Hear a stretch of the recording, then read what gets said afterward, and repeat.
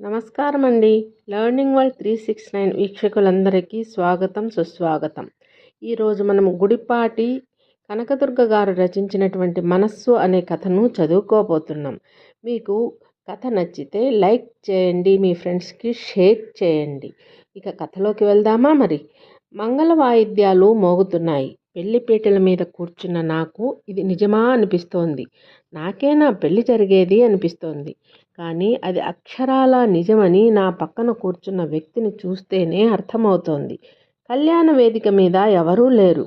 హాల్లో దూరంగా ఒకరిద్దరూ కనిపిస్తున్నారు. నిజానికి అది హాలు కూడా కాదు, మా ఇంటి దగ్గరలో ఉన్న గుడి. నా మనస్సు అక్కడ జరుగుతున్న తంతు మీద లేనేలేదు. నా కొడుకు చిన్ను మీద ఉంది. వాడేం చేస్తున్నాడో, ఏమైనా పెట్టారో లేదో, కనీసం పాలైనా ఇచ్చారో లేదో, లేవగానే నా కోసం వెతుక్కుంటున్నాడో ఏమో. ఎవరి హడావిడిలో వారున్నారు. అడుగుదామనుకుంటే ఎవరు దరిదాపుల్లో కనపడటం లేదు. పురోహితుడు చెప్పింది యాంత్రికంగా చేస్తున్నాను. ఈ పెళ్లి తంతు నాకు, నా పక్కనున్న వ్యక్తికి కూడా మొదటిసారి కాదు. ఆ వ్యక్తి కొడుకు మాత్రం అక్కడే కూర్చుని ఏదో తింటున్నాడు. పిల్లాడు తెల్లగా బాగున్నాడు. వాడికి నేను అమ్మ స్థానంలో వెళ్తున్నాను. వాడి పేరేమిటో, నిండా 3 ఏళ్ళు కూడా ఉండవేమో. అయినా జీన్స్ ప్యాంట్ వేసుకుని తిరుగుతున్నాడు. నా పక్కన కూర్చున్న వ్యక్తి పురోహితుడు చెప్పింది శ్రద్ధగా చేస్తున్నాడు. అతన్ని చూస్తే నాకెందుకో ప్రేమ కలగటం లేదు. ఎందుకని ఏమో. అసలు నాకిప్పుడు రెండో పెళ్ళి అవసరమా? నా జీవితం ఎటుపోతోంది? నా భావాల్ని, ఆలోచనల్ని ఎవరైనా పట్టించుకున్నారా? నేను ఒక మనిషినని అనుకుంటున్నారా? జీవితంలో ఎప్పుడూ స్వతంత్రం లేదు. అనుకోకుండా నా కళ్ళల్లో నీళ్లు తిరిగాయి. నిజమే, చిన్నప్పటి నుంచి కట్టుబాట్లే. డిగ్రీ కాగానే అందరూ చదివింది చాలే, ఉద్యోగాలు చేయాలా, ఊళ్ళేలా అని వెనక్కి లాగిన వాళ్ళే. తనకి పక్క ఊరికి వెళ్ళి పీజీ చేయాలని ఉండేది. ఊరు దాటి చదువంటే అమ్మ, నాన్న ఇద్దరూ ఇష్టపడలేదు. మేమున్న ఊళ్ళో పీజీ లేకపోవటం ఒకటి, డబ్బు ఇబ్బంది ఒకటి. మొత్తానికి నా చదువు మూలన పడింది. నాన్నకి నా పెళ్ళి ఎప్పుడు చేసేద్దామా, ఎప్పుడు బాధ్యత తీర్చుకుందామా అని తహతహ మొదలైంది. ఆ ఆలోచన ఆయన్ని నిలువనీయలేదు. నాకు చదువు కోరిక తీరలేదు. నా మాటికి ఎవరైనా విలువిస్తే కదా. చివరికి వివాహానికి తల వంచాల్సి వచ్చింది. పెళ్ళికొడుకుది ఏదో టెంపరరీ ఉద్యోగం అన్నారు. పెళ్ళిళ్ళ పేరయ్య కుదిర్చాడు. నాన్న జాతకాలు తిరగేసి ముహూర్తం పెట్టించారు. పెళ్ళి ఎలా జరిగిందో ఏమో నాకే గుర్తులేదు. ఫోటోలు కూడా పెద్దగా లేవు. నాన్న పొదుపుగా పెళ్లి చేసేశారు. కారణం, నాన్నకి సరైన ఉద్యోగం లేదు.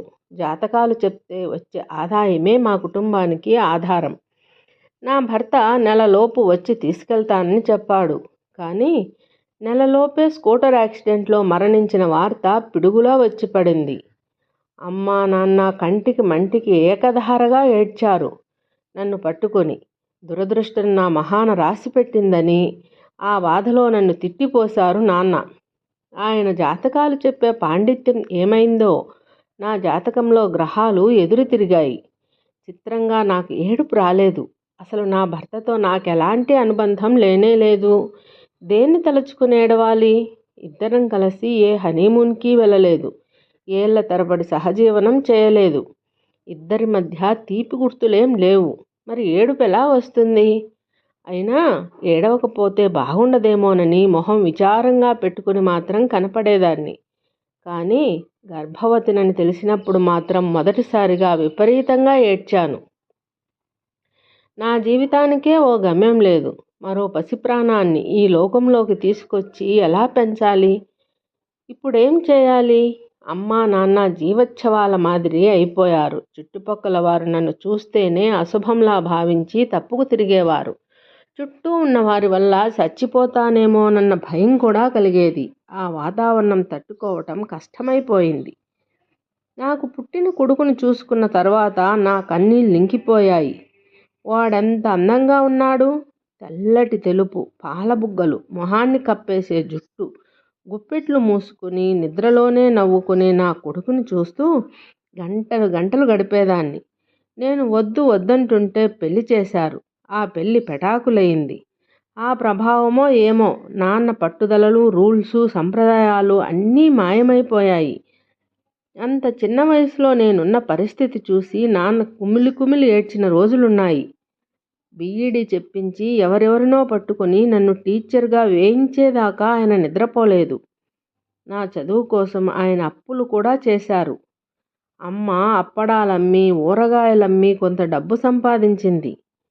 ఎప్పుడైనా నేను దిగులుగా ఉంటే నాన్న నాకు ధైర్యం నూరిపోసేవారు. నీ కాళ్ళ మీద నువ్వు నిలబడాలమ్మా, ఎవరు ఏమన్నా పట్టించుకోవద్దు. ఇప్పుడు మాటలనేవారు ఓ రూపాయి కూడా సహాయం చెయ్యరు. నువ్వు టీచర్వైతే రిటైర్ అయిన తర్వాత కూడా పెన్షన్ వస్తుంది అని చెప్తూ ఉండేవారు. నిజంగా నాకు ఉద్యోగం రాగానే ఆయనకి మరణం కూడా వచ్చేసింది. నా అత్తగారు నా భర్త పోయినప్పుడొచ్చి చుట్టం చూపుగా నా జాతకం మంచిది కాదని 4 తిట్టి వెళ్ళిపోయింది. దాంతో నాన్న నాకు కొడుకు పుట్టినప్పుడు కూడా వాళ్ళకి తెలియనివ్వలేదు. అమ్మ చాదస్తంగా వాళ్ళకి తెలియచేయటం మన ధర్మం కదా అంటూ ఏదో చెప్పబోతే నాన్న బాగా కేకలేశారు. పోయినవాడు ఎలాగూ పోయాడు, మన అమ్మాయితో వాళ్ళ అబ్బాయి నెలన్నా కలిసి ఉన్నాడా, ఇంకా ఈ వయసు నుంచి వాడి జ్ఞాపకాలతో చచ్చే వరకు బతకాలా? మనవడిని చూసి మురిసిపోయి వాళ్ళు వస్తూ పోతూ ఉంటారు. ఆఖరికి మన అమ్మాయిని తీసుకెళ్ళి వాళ్ళ ఇంట్లో పని మనిషిని చేస్తారు, అర్థమైందా అన్నారు. వాళ్ళు రాకూడదని ఆయన కోరిక. అలాగే జరిగింది కూడా. వాళ్ళు రానేలేదు. నాన్న నా భవిష్యత్తు గురించిన దిగులుతోనే మరణించారు. అమ్మ, నేను, నా కొడుకు మిగిలిపోయాం. నా కొడుక్కి పేరు కూడా లేదు. చిన్ని అని పిలవటం అలవాటైపోయింది. వాడిని వదిలేసి స్కూలుకి వెళ్ళేదాన్ని. నేను వచ్చే వరకు వాడిని అమ్మ చూసుకునేది. కానీ అమ్మ ఎందుకో మరీ దిగులుగా ఉంటోంది ఈ మధ్య. డబ్బు ఇబ్బందులు కూడా అంతగా లేవు. అయితే అమ్మకి మైల్డ్గా హార్ట్ అటాక్ వచ్చి ఎలాగో కోలుకుంది. నేను కూడా పోతే నీ బతుకెట్లాగో అని చీటికి మాటికి బాధపడేది. ఆవిడ మనసులో ఏముందో తెలియదు కానీ చుట్టుపక్కల వారితో పరిచయాలు పెంచుకుంది. వాళ్ళల్లో శ్రీలక్ష్మి అనే ఆవిడ తరచూ మా ఇంటికి వస్తూ ఉండేది. మంచి చెడ్డ మాట్లాడి సలహాలిస్తూ గంటల తరబడి కూర్చునేది. నాకు మళ్ళీ పెళ్లి చెయ్యాలని అమ్మ సంకల్పమేమో తెలీదు కానీ శ్రీలక్ష్మి నాకో సంబంధం తెచ్చింది. నేను తెల్లబోయాను. ఏదో అనేంతలోనే నేనున్నన్నాళ్ళు నీకు తెలీదు శాంతి, నీకు తోడు కావాలి. రేపు నీ కొడుకు భవిష్యత్తు బాగుండాలి కదా, నీకు మళ్ళీ పెళ్ళి తప్పకుండా చేస్తాను అంది దృఢంగా. నాకు నవ్వొచ్చింది. 3 ఏళ్ల పిల్లాడి తల్లిని పెళ్లి చేసుకునేంత విశాల హృదయం ఉన్న మగవాళ్ళెవరమ్మా అన్నాను అమ్మ మాటలు కొట్టి పారేస్తూ. లేదు లేదు, శ్రీలక్ష్మి ఆంటీ అన్నీ చెప్పింది. తనకి తెలిసిన అబ్బాయి ఉన్నట్ట. తల్లి తండ్రి ఈ మధ్యే పోయారట. భార్య బిడ్డని కని ఏదో జబ్బు చేసి పోయిందట. బ్యాంకులో ఉద్యోగం. చాలా మంచివాడని చెప్పింది. నెమ్మదస్తుడట. కొడుకుని చూసేవాళ్ళు లేక మళ్ళీ పెళ్ళికి సిద్ధపడ్డాడట. అమ్మా, అతని కొడుకున్నాడు. వచ్చిన అమ్మాయి చూస్తుంది, బానే ఉంది. నాలాగా కొడుకున్న అమ్మాయిని చేసుకొని అతను ఆ పిల్లాడిని బాగా చూడాలిగా. అమ్మ నా మాటల్ని పట్టించుకోలేదు. నన్ను ఫార్మాలిటీగా చూపించింది. అసలు పెళ్లి చూపులని నాకు తెలీదు. అమ్మ చెప్పలేదు. ఇల్లంతా శుభ్రంగా ఉంది. ఒకరోజు స్కూలు నుంచి వచ్చేసరికి శ్రీలక్ష్మి ఆంటీ కూర్చుని ఉంది. మరో కొత్త వ్యక్తి కనపడ్డాడు. ఎవరో కొత్త వ్యక్తి అనుకున్నాను కానీ పెళ్లి కొడుకు అన్న ఆలోచన రాలేదు. నేనంత పరిశీలనగా చూడనేలేదు. అసలు నా అవతారమే భయంకరంగా ఉంది. స్కూల్లో వాగి వాగి బాగా అలసిపోయి ఉన్నాను. రేగిపోయిన జుట్టు, పసుపు ఎరుపు కలిసిన కాటన్ చీర, జిడ్డు కారుతున్న మొహం. అమ్మ ఏదో చెబితే నమస్కారం అని చెప్పి గదిలోకి వెళ్ళిపోయాను. అతను నన్ను ఏ ప్రశ్నలు అడగలేదు, వెళ్ళిపోయాడు. అతనే పెళ్లి కొడుకని అమ్మ తర్వాత చెప్పింది. తెల్లమొహం వేశాను నేను. తర్వాత స్కూల్ ఇన్స్పెక్షన్. ఆ హడావిడిలో అన్ని విషయాలు మర్చిపోయాను. ఈలోపు అమ్మ నా పెళ్ళికి ముహూర్తం పెట్టించేసింది. అబ్బాయి ఇష్టపడ్డాడు చాలు. ఈ రోజుల్లో ఓ బిడ్డ తల్లిని చేసుకోవటానికి ఎవరు ఇష్టపడతారు చెప్పు అంటూ నాకు నచ్చ చెప్పటం మొదలుపెట్టింది. మొదటిసారిగా అమ్మతో ఘర్షణ పడ్డాను. నాకు ఎన్నో అనుమానాలు. నన్ను చేసుకుంటాడు నిజమే. నా బిడ్డని కూడా చూడాలిగా ప్రేమగా. అది తేల్చుకోకుండా నేను పెళ్లి చేసుకున్నా సుఖపడగలనా? అదే ప్రశ్న అమ్మని అడిగాను. అమ్మా, చిన్నీని కూడా చూడాలి కదా, వాడిని బాధపడితే నేను సహించగలనా? అమ్మ తేలిగ్గా నవ్వేసింది. వాడి గురించి దిగులు నీకెందుకే? అతను చూసినా చూడకపోయినా నేను లేనా? వాడిని నా కళ్ళల్లో పెట్టుకొని చూసుకోను. వాడిని చూస్తున్నప్పుడు నన్ను కూడా అలాగే చూసుకో. ఈ పెళ్ళెందుకిక? అమ్మ మొహం ఉదాసీనంగా అయిపోయింది. ఆడపిల్ల ఒంటరిగా బతకలేదమ్మా. నేను చెప్పినట్లు విను అంది. పోనీ నేను అతనితో చిన్ని విషయం మాట్లాడనా? అడిగాను. నీ పిచ్చి గాని ఇప్పుడేం చెబుతాడే? చక్కగా చూస్తానంటాడు. అదేమైనా పేపర్ మీద సంతకమా? తర్వాత చూడకపోతే? నీ పెళ్ళైపోని. చిన్నీకేం భయం లేదు. నా దగ్గర ఉంచుకుంటాను. అప్పుడప్పుడు తీసుకొచ్చి చూపించి వెళ్తూ ఉంటాను. మెల్లిగా అలవాటు చేద్దాం. ముందే నువ్వు పిల్లాడితో వెళ్తే అతనికి కూడా ఇష్టం కావాలిగా. మనం అంత భయపడుతున్నాం. అతని కొడుకుని నేనే పెంచాలి కదమ్మా. అమ్మ 2 నిమిషాలు మాట్లాడలేదు. తర్వాత మెల్లగా, ఇదేనమ్మా మన సంప్రదాయంలో ఉన్న లోపం. మగవాడికున్న స్వేచ్ఛ ఆడదానికి లేదు. పిల్లాడి కోసం పెళ్లి చేసుకుంటున్నట్లు అతను ధైర్యంగా చెప్పగలుగుతున్నాడు. నీ బిడ్డకి ఓ తండ్రి కావాలి, కానీ అది గట్టిగా చెప్పలేని పరిస్థితి. ఏదైతేనేంలే, నేనున్నన్నాళ్ళు వాడిని చూస్తాను. తర్వాత చదువులకి అవేవో రెసిడెన్షియల్స్ ఉన్నాయిగా, అందులో పడేయి. నాకు ఏడుపు వచ్చింది. నువ్వు నీ కూతురి గురించి ఆలోచిస్తున్నావు. మరి నా కొడుకు గురించి ఆలోచించకుండా నా దారి నేనెలా చూసుకోనమ్మా? ముందు ఈ పెళ్ళి కాని, తర్వాత ఆలోచిద్దాం అంటూ అమ్మ నా నోరు నొక్కేసింది. అప్పటి నుంచి నాకు మనశ్శాంతి కరువైంది. రోజు అమ్మతో ఘర్షణ పడేదాన్ని. భూమి గుండ్రంగా ఉన్నట్లు నా పెళ్లి దగ్గరకు వచ్చి సంభాషణ ఆగిపోయేది. కోపం వచ్చి అన్నం కూడా మానేసేదాన్ని. అమ్మ అదేమీ పట్టించుకోకుండా పెళ్లి ఏర్పాట్లలో పడిపోయింది. పెళ్లి ముహూర్తం సమీపిస్తోంది. ఎంత సింపుల్ అనుకున్నా మేళాలు తప్పలేదు.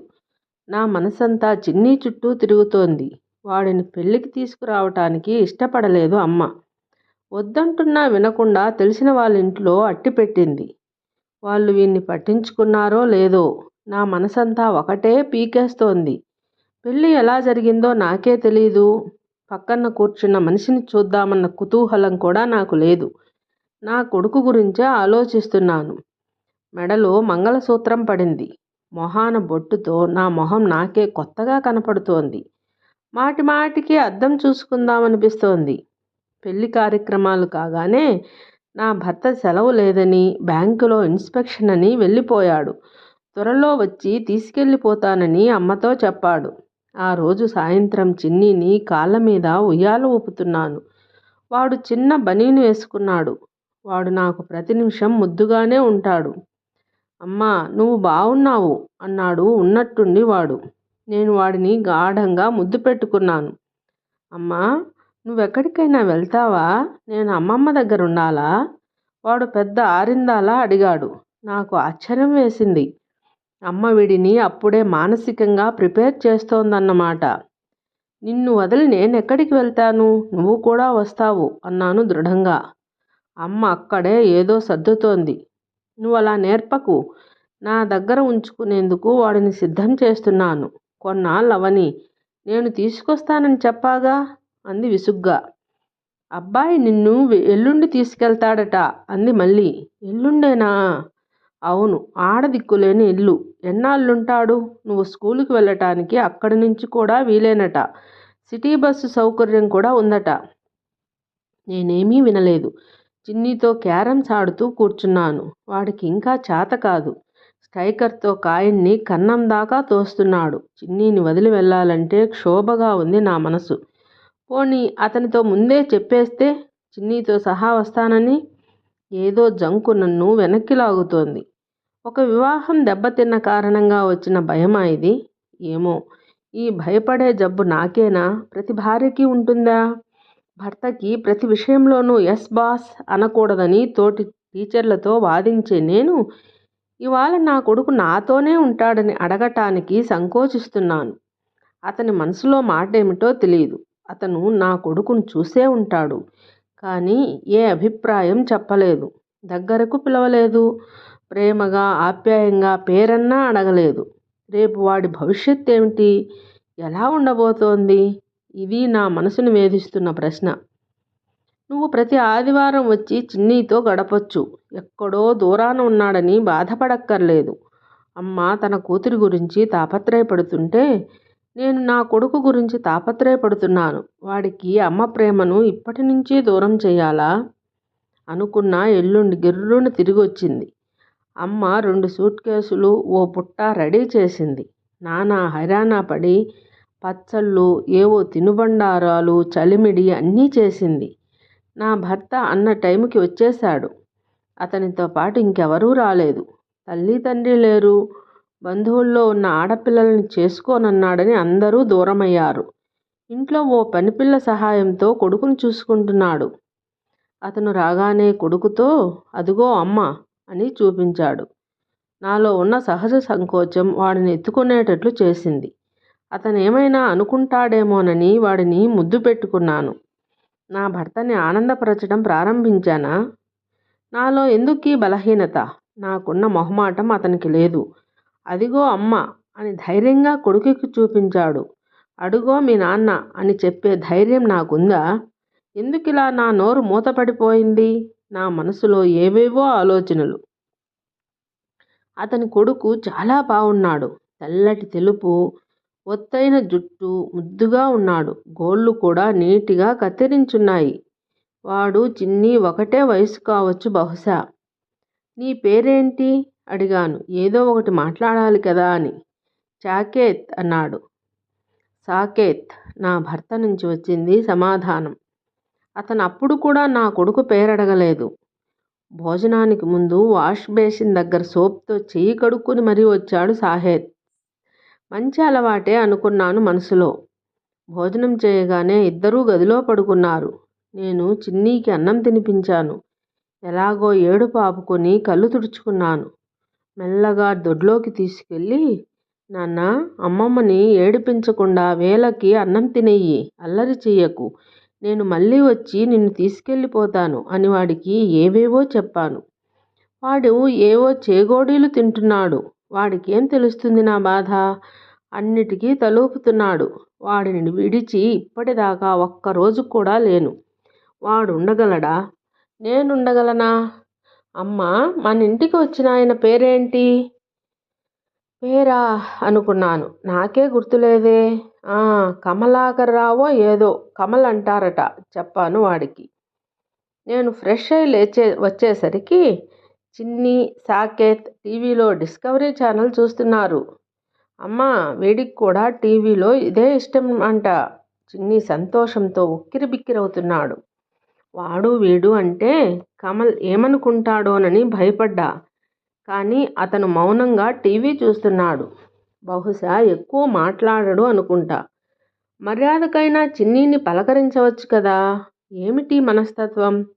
నా కొడుకుని ఎప్పుడు కావాలంటే అప్పుడు చూసుకోగలనా? ఆలోచిస్తూనే రెడీ అయిపోయాను. కమల్ ఎప్పుడు రెడీ అయ్యాడో తెలీదు. వరండాలో పచార్లు చేస్తున్నాడు. అతను కారు పిలిపించాడు. సూట్ కేసులు పెట్టాం. అమ్మ చాదస్తంగా డిక్కీ అంతా సామాన్ నింపింది. నా మొహంలో సంతోషం లేదు. కొత్త కాపురానికి, కొత్త జీవితానికి స్వాగతం పలుకుతున్నానన్న ఆనందం లేదు. చిన్ని ఒంటి మీద చొక్కా కూడా లేదు. బనీనుతోనే ఉన్నాడు. చిన్ని, అమ్మ గేటు దగ్గర నిలబడ్డారు. నేను కారు దగ్గరికి అడుగేశాను. సడన్గా అతను వెనక్కి తిరిగి చూసి మొహం చిట్లించాడు.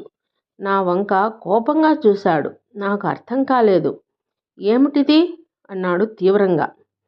అమ్మ భయపడిపోయింది. ఏమైంది బాబూ అంది కంగారుగా. చిన్నీని రెడీ చేయలేదేం? వాడు రావటం లేదా? అంతే తీవ్రంగా అడిగాడు.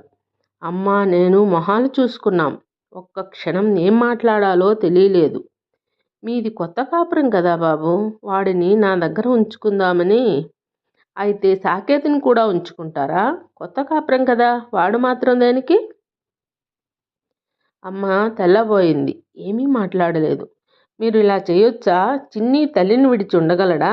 నువ్వైనా వాడిని వదిలి ఎందుకు వస్తున్నావు శాంతి? ఉండగలవా?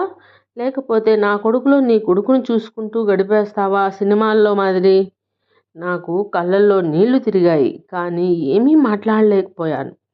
నా కొడుకుని చూడాల్సిన బాధ్యత నీకెంతుందో చిన్నీని చూడాల్సిన బాధ్యత కూడా నాకు అంతే ఉంది. మన పెళ్ళి ఎప్పుడయిందో అప్పటి నుంచే మనకిద్దరు పిల్లలు. వాళ్ళు అన్నదమ్ములు. మనం లేకపోయినా వాళ్ళిద్దరూ ఒకరికొకరు తోడు, గుర్తుపెట్టుకో. వాడిని 5 నిమిషాల్లో రెడీ చెయ్యి. చిన్ని, అన్నయ్య వేసుకున్న లాంటి జీన్స్ వేసుకుని కారెక్కు త్వరగా అన్నాడు. చిన్నీకి ఏమర్థమైందో తూనీగలా రెడీ అయ్యొచ్చాడు. నా భర్త వాడిని ఎత్తుకుని కారులో కూర్చోబెట్టాడు. అమ్మ కళ్ళ నిండా నీళ్లతో నమస్కరించబోతుంటే అతను వారించాడు. మీరు కూడా రండి అన్నాడు. అమ్మ తర్వాత వస్తానంది. అందరం కారులో కూర్చున్నాం. మా మధ్యలో మా పిల్లలిద్దరూ. నా చెయ్యి సాకేత్ మీద, నా భర్త చెయ్యి చిన్నీ మీద ఉన్నాయి. ఆగిపోతుందనుకున్న నా గుండె తిరిగి ఉత్సాహంగా పనిచేయటం మొదలుపెట్టింది, భవిష్యత్తును తలుచుకుంటూ.